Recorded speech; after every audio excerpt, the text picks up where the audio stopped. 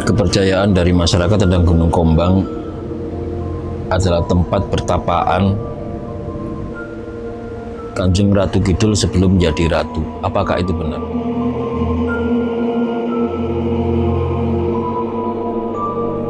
Kanjeng Ratu Kidul tidak pernah melakukan. Dia sudah jadi ratu sejak dulu.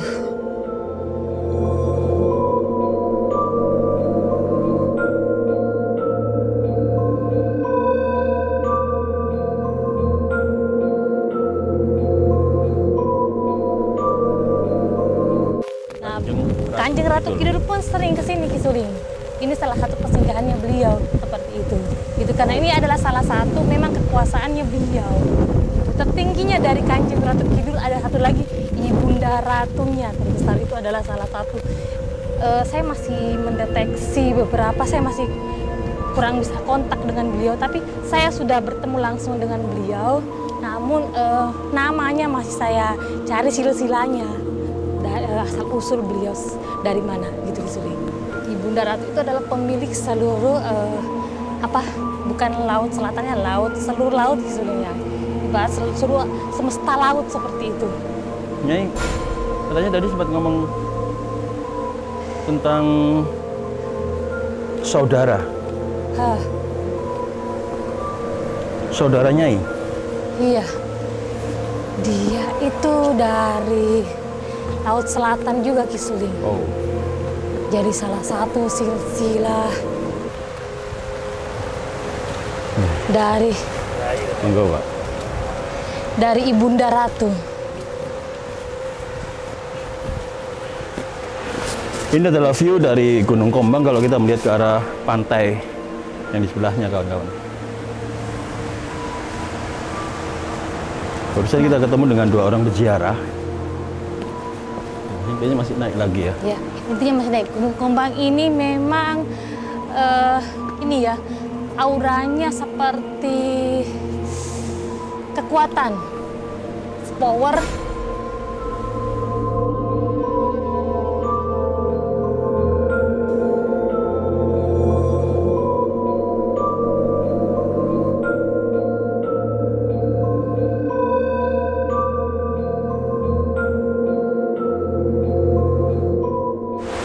Salah satu ciri khas dari Laut Selatan Jawa, Samudra Hindia, itu menyajikan sebuah bentuk deburan ombak yang sangat megah besar dari dulu.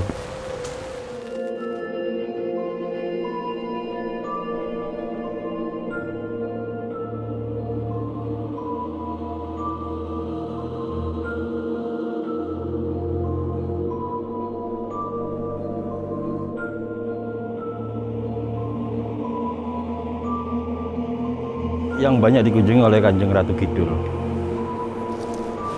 Ini ada biara mungkin ya. Kemudian ada pura.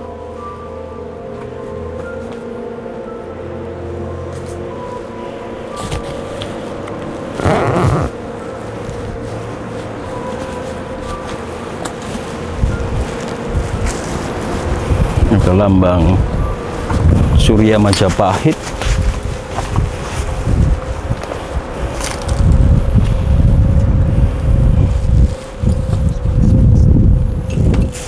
Oke, jadi kalau di belakang pura kita akan melihat Samudra Hindia yang luas.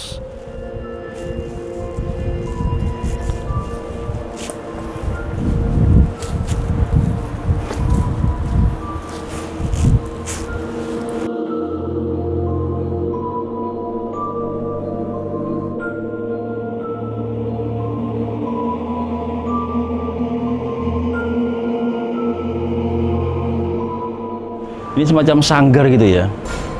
Dan kalau melihat dari tekstur bangunannya, ini cukup lama juga ini. Dari kayu-kayunya, model bangunannya, tembok-temboknya. Artinya dari zaman dulu memang digunakan orang untuk melakukan tirakat, perjumpaan begitu.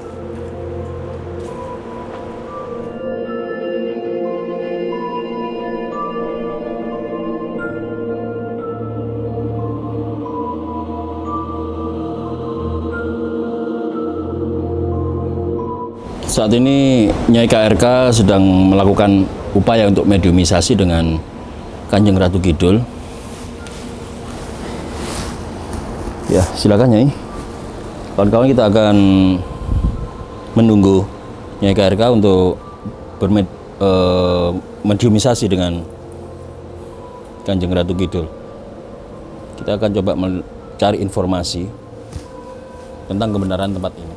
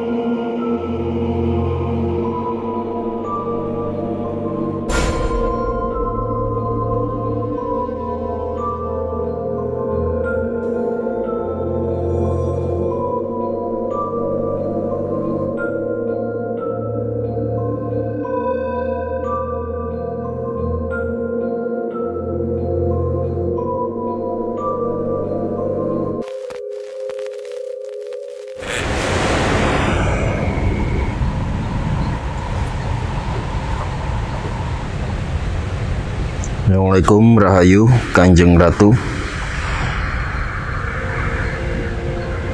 Rahayu Kanjeng Ratu Kidul.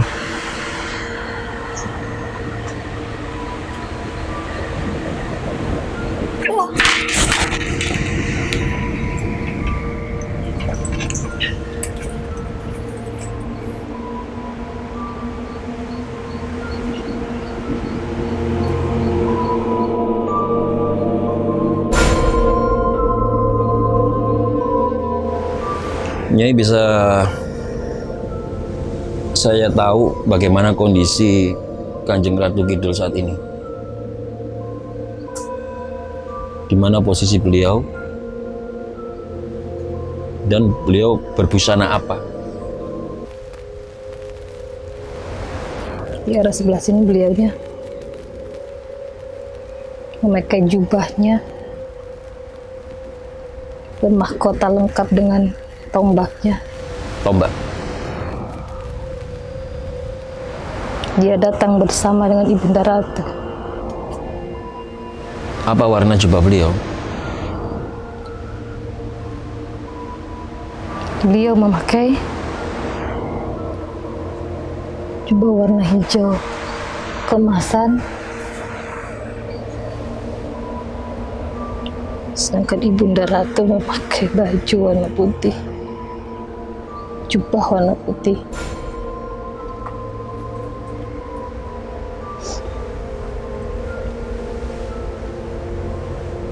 Apa hubungan Nyai Roro dengan Kanjeng Ratu Kidul? Apakah sosok yang sama atau sosok yang berbeda? Dari informasi beliau, Nyai Roro adalah seorang adipati yang dipercaya beliau. Berarti sosok yang berbeda.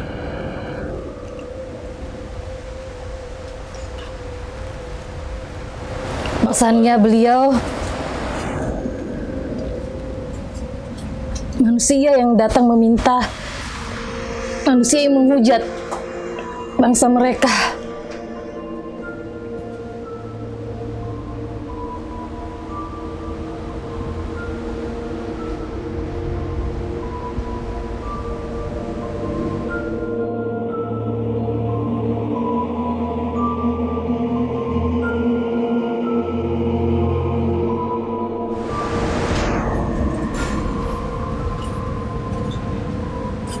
Kepercayaan dari masyarakat tentang Gunung Kombang adalah tempat pertapaan Kanjeng Ratu Kidul sebelum menjadi ratu. Apakah itu benar? Apakah memang seperti itu? Kanjeng Ratu Kidul tidak pernah melakukan. Dia sudah jadi ratu sejak dulu. Artinya yang sering bertapa di sini adalah Nyai Roro. Nyi Roro. Seperti itu ucapan beliau. Dia mengangguk. Dan Nyi Roro adalah adipati dalam kerajaan beliau. Seperti itu lakukannya beliau. Apakah Nyai bisa komunikasi dengan Nyi Roro?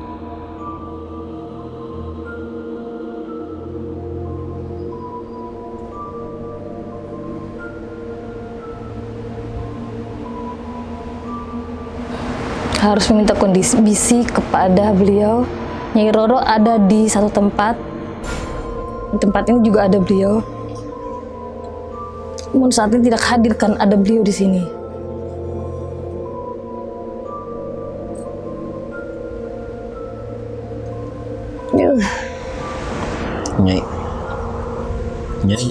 Nyai jangan terlalu menuruti, Nyai. Jangan terlalu terbawa. Santai aja, santai, relax, jangan terlalu terbawa.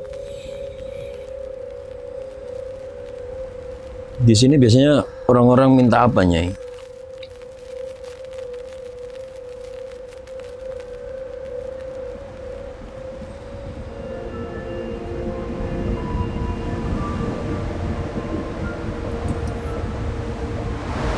Kanjeng Ratu Kidul tidak menjawab apa-apa. Itu ada rahasia antara mereka dan Kanjeng Ratu Kidul. Semua dikerjakan oleh Nyai Roro. Artinya Nyai Roro yang semacam tangan kanan, salah satu tangan kanan Nyai Kanjeng Ratu Kidul ya. Dan saat ini beliau ada di sekitar kita. Tempat ini memang tempat pertapaan Nyai Roro. Apakah Nyai Roro itu seorang manusia dulunya, Nyai?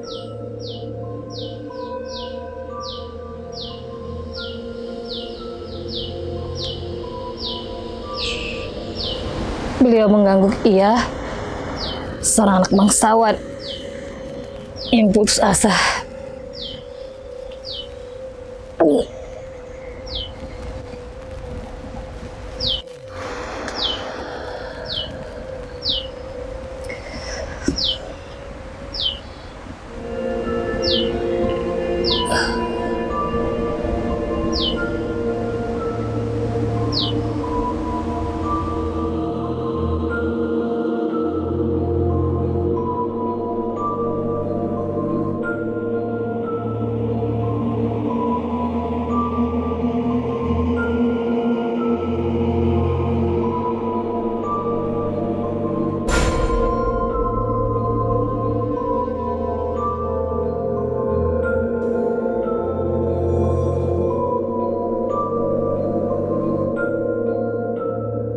Setelah berkomunikasi dengan Kanjeng Ratu tadi, Nyai Sekar mencoba memulihkan kondisinya kawan-kawan. Kelihatannya emosional sekali ya beliau menuruti. Kita akan cari tahu apa yang informasi beliau dapatkan lagi.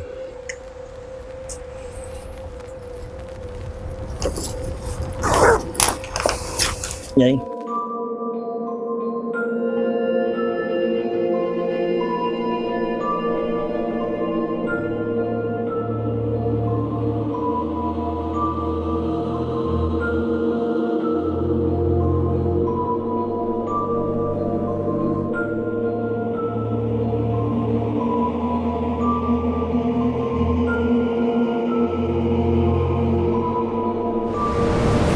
Assalamualaikum. Salam.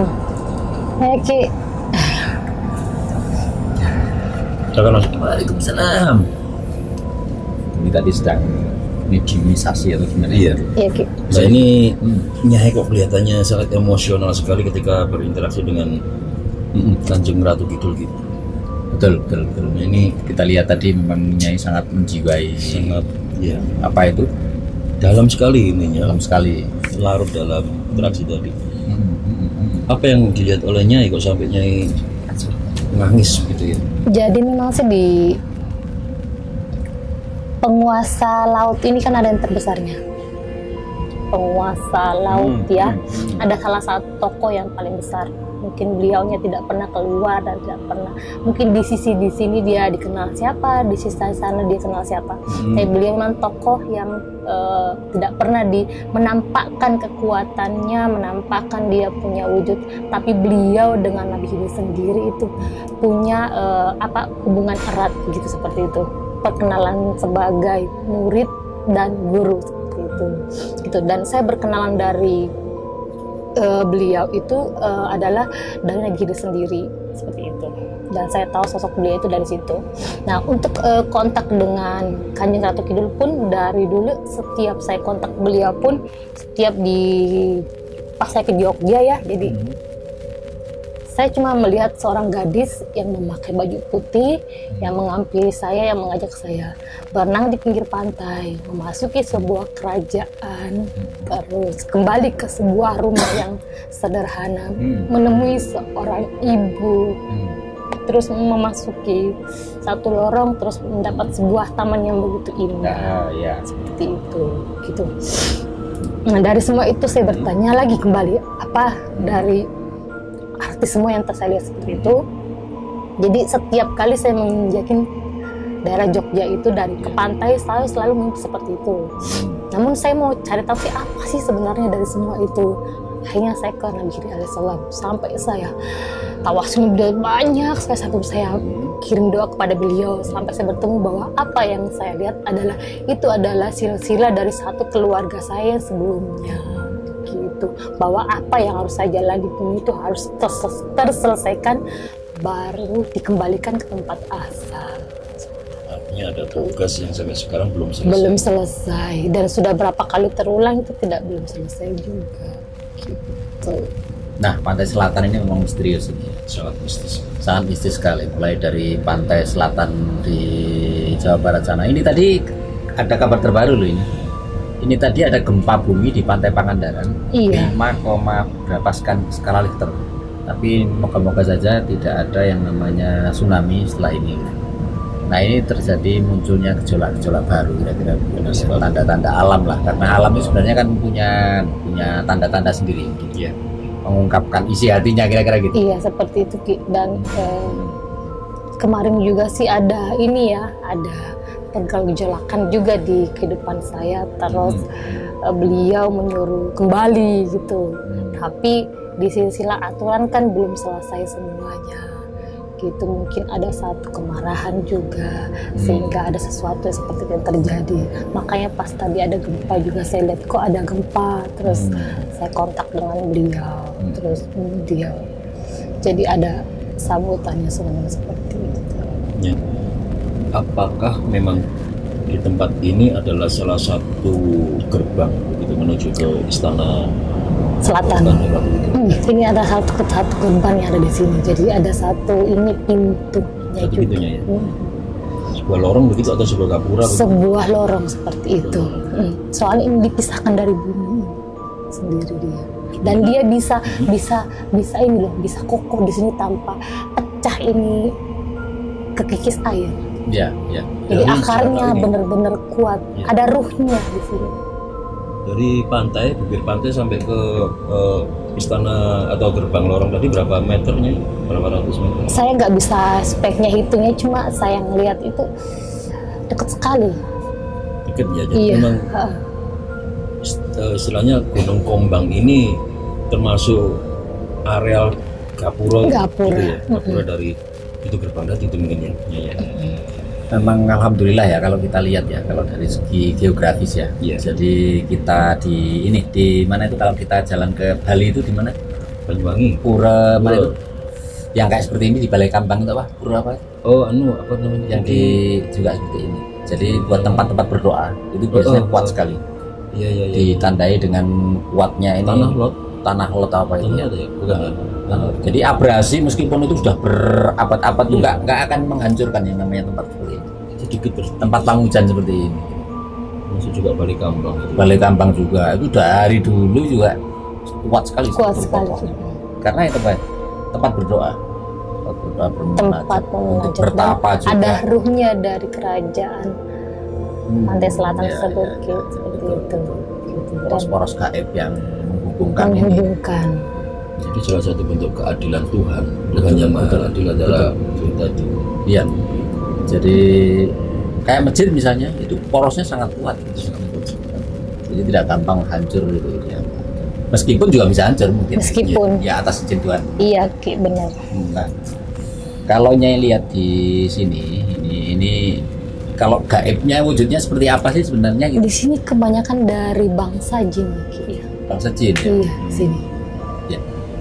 Bisa jadi mungkin ya karena ini ada persinggungan antara dunia roh dan dunia jin ini kan sangat tipis sebenarnya.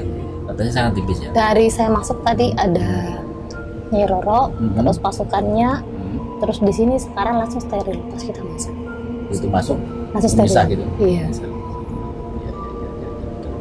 Nah, tapi menurut Nyai sendiri karakter dari Nyai Roro yang sering bertapa di sini seperti apa orangnya? Jadi saya cerita Nyai Roro itu kayak agak bulat dikit, dia pakai anting yang kecil, terus jubahnya juga beliau pakai jubah hijau tapi enggak terlalu besar ya, jubahnya kecil. Mungkin yang dimaksudnya itu bukan jubah mungkin ya karena bahasanya mungkin jubah, selendang. Mungkin kayak selendang. Iya, gitu. kayak selendang. Pakai pakaian Jawa saya kira. Iya, ya. Seperti itu gitu. Pakaian Jawa mungkin begitu. Seperti itu gitu. Jadi bukan jubah kayak orang Arab gitu. Iya, enggak. Penyihir gitu Iya, kan? bukan. Jadi kayak di tangannya kayak ada apa gitu ya, Ki ya, panjang terus kayak apa gitu. Ada bangki. Gitu. Bisa kaitkan selendang dengan gelangnya itu ada. Seperti itu. Dan gitu. Apa itu pasukan-pasukannya jelas bersiaga sebenarnya. Mungkin kalau orang punya niat jahat, jahil misalnya mau merusak sesuatu pasti. Iya, dan saya juga kadang bingung ya Ki, kalau misalnya ke pantai-pantai atau apalagi utamanya pantai selatan itu kan banyak bangsa-bangsa jinnya di situ ya. Itu kalau saya kesana itu pasti rata-rata minggir seperti itu. Iya, nggak sejalan seperti itu istilahnya. Ada upaya untuk saling mengerti mungkin. Iya, seperti itu. Kalau misalnya di tempat lain, malah itu bukan pantai atau gunung ya, itu langsung kontak, kadang bisa interaksi langsung seperti itu. Tapi kalau pantai selatan yang saya kunjungi itu pasti dia nyingkir seperti itu, langsung diinikan. Gitu. Dia nyingkir sendiri, memahami tujuannya atau mungkin pemahaman saya tahu siapa yang datang seperti itu, gitu. Seperti itu. Sampaikan ya. Boleh itu dulu sih kita. Mungkin Kiwangalis mau tarik pusaka di sini. Energinya mulai habis.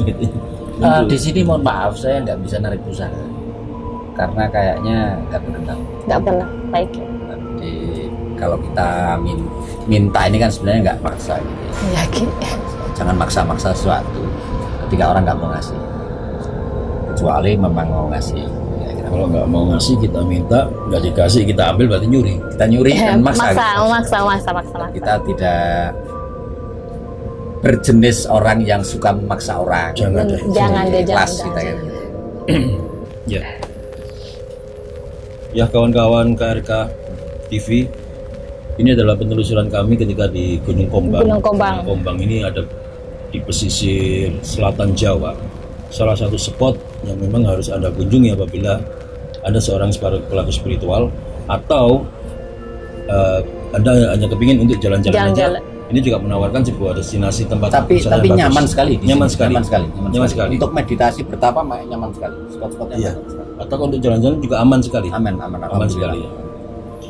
Jadi di KRK TV ini kita melihat dari sisi seninya, sisi horornya, dan juga apa yang bisa kita dapat di sini. Dan insya Allah tidak ada hal yang menakutkan di sini. Tidak ada. Kalau tujuan kita bagus, ya kan? Tidak ada sama sekali. Kecuali kayak misalnya di rumah angker, kira-kira begitu. Kalau ini insya Allah nggak angker, insya Allah. Tapi justru kita ingin mendekatkan diri pada Tuhan, gitu ya. Dan di sini tadi ada kelihatan tempat mendekatkan diri pada Tuhan, misalnya ada di situ tempat meditasi. Iya, dan ini seperti ada tanaman itu Ki, apa itu Dewan Daru ya, Dewan Daru Ki. Dari ada satu sepuh juga Ki yang kesini itu untuk nanam. Iya, nanam itu untuk ngiket ke bawah itu Dewan Daru. Masuk akal. Untuk ngunci agar tidak terjadi gejolak. Iya. Menyucikan tempat ini ya. Bisa mungkin dilihat ya sudut mana di mana aja yang ada. Gitu. Saya kira apapun agamanya ya. Kalau saya ya, apapun agamanya, ketika orang itu berdoa pada Tuhan yang Maha Kuasa untuk keselamatan bumi itu sangat baik. Sangat baik karena keselamatan semuanya Ki. Kadang manusia pun tidak tahu doa siapa yang diijabah oleh Tuhan. Iya, benar, kita nggak tahu. Oleh sebab itu kita hormati semua tempat ibadah. Iya, Ki. Jangan hanya tempat ibadah saya aja, agama saya, tempat ibadahnya orang lain dulu saja. Oke, ya. Kita lanjut perjalanan selanjutnya. Terima kasih.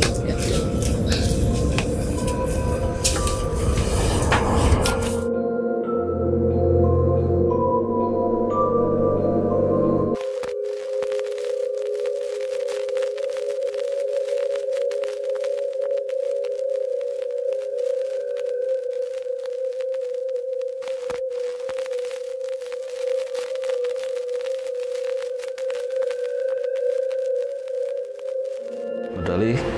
Jawab saya. Oke, berhenti. Apakah di tempat ini banyak orang mencari pesugihan? Bila iya, bergeraklah maju mundur. Bila tidak, bergeraklah kiri kanan.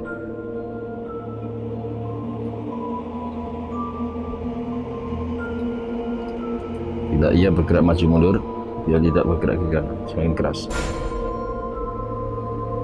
Berarti iya, di sini banyak orang tempat cari pesugihan. Oke, berhenti. Apakah pesugihan di sini bentuknya penumbalan manusia? Bila iya, bergerak maju mundur. Bila tidak, bergerak kiri kanan.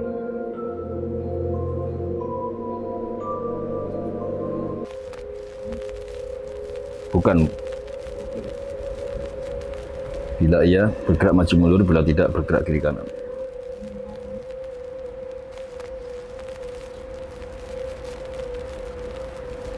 Makin keras. Kasih jawaban yang semakin keras. Makin keras. Keras. Oke, tidak.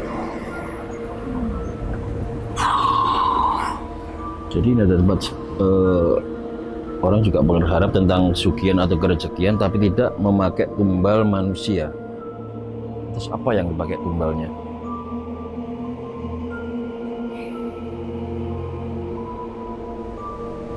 Apakah tumbal yang dimaksud ini adalah nazar atau janji? Bila ia bergerak kiri, ia bergerak maju mundur. Bila tidak, bergerak kiri kanan.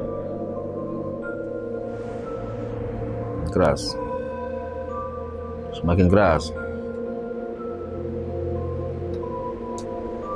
Oke. Stop.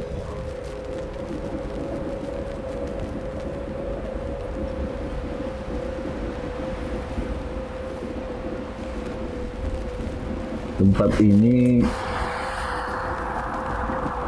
lebih banyak memakai kerezekian dengan sistem atau caranya adalah dengan bernazar atau berjanji, yang apabila berhasil dia akan memenuhi nazarnya ini. Oke, pendulum. Baik, Kiwa. Silakan lanjutkan. Saya lanjut bentar, Ki, ya. Silakan. Ini kok menarik sekali dapat informasi dari mungkin Kiwa ada pertanyaan? Oke, saya tanyakan Ki Suling. Ya. Tadi sampai mana? Belum ya? Sampai apa ini? Sampai ke Tadi kan nanya tentang bahwa apakah tempat ini banyak orang nyari pesugihan atau kerezekian. Dan belum iya. Kemudian apakah memakai tumbal? Iya. Iya, pakai tumbal ya. Tapi tumbalnya kebanyakan nazar gitu. Nazar ya. Nazar ya. Jadi tidak apa itu mengikat. Bukan tumbal darah begitu. Tumbal darah ya. Alhamdulillah. Oke, silakan Yuk. Barangkali bisa dibantuin sama pendulumnya. Saya cuma bertanya satu di sini. Apakah penunggu gaibnya tempat ini itu seorang laki-laki? Apakah penunggu gaib tempat ini adalah seorang laki-laki? Bila iya, bergerak maju mundur. Bila tidak, bergerak kiri kanan. Tidak, Ki. Tidak. Geraknya kiri kanan. Berarti perempuan ya? Perempuan. Apakah seorang perempuan? Apakah seorang perempuan? Bila iya, bergerak maju mundur. Bila tidak, kiri kanan. Ya, perempuan. Oke. Mungkin kalau keras. itu mungkin yang dimaksud Nyai Roro tadi ya. Stop. Apakah itu adalah Nyai Roro? Benar gitu, Nyai Roro. Nyai Roro dia menyebutnya ya. Dia penunggunya. Dia penunggunya ini. Oke. Kira-kira nih, ini saja kira-kira nih. Kalau seorang laki-laki di sini apakah diperbolehkan apa enggak? Manusia gitu. Apakah beliaunya berkenan di sini didatangin orang laki-laki? Kalau ini karena ini tempat mungkin kaputren mungkin begitu, atau seperti apa mungkin? Apakah Nyai Roro tidak keberatan bila ada seorang laki-laki berkunjung untuk melakukan aktivitas di sini? Iya gitu. Gimana? Keberatan? Keberatan ya? Oke, kalau gitu. Daripada ya kita mengajukan mohon maaf, sampaikan ke Nyai Roro. Apakah permohonan maaf kita diterima? Kalau kita Kami tidak tahu kalau Nyai Roro sebenarnya keberatan. Keberatan ya. Jadi kalau ada pengunjung laki-laki beraktivitas di sini, dan kami mohon maaf sekali kepada Nyai Roro. Pendulum tolong tanyakan, tolong perlihatkan apakah permintaan maaf kami diterima, bila iya maju mundur, bila tidak kiri kanan.